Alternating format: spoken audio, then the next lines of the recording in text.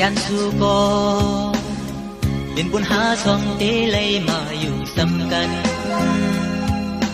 อย่าไปขี้เงา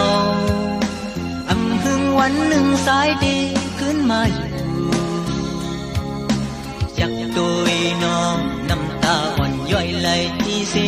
ปียปีแนดสังลืมน้องหน้าพองยามปียันสายขึ้นวนตัวยังเป็นยินผ่านความหักน้องนั้นตึงยินในหูสาย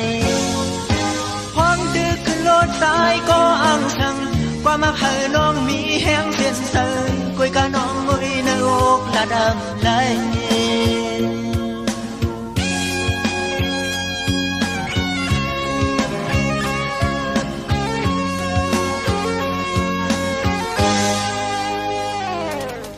มองอ่อนอีก็คือได้ซื้อเลยย้ำมือใส่อยู่ใกล้น้องกิ่งกลางคำคอเดินเล่าแหลงมาสายหนึ่งแขนขบ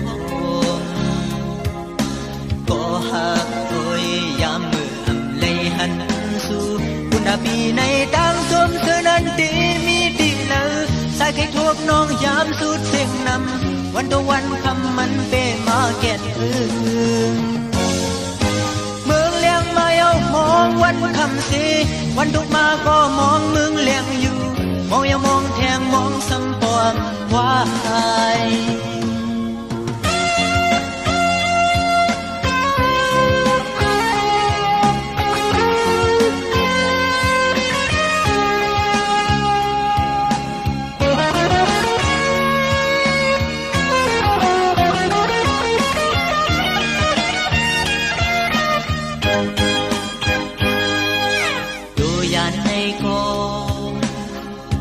สายเดมีหิมน้องเหมือนกองเงา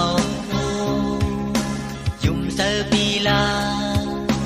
ตาดีลืมน้องสายหืนวนขอดคืน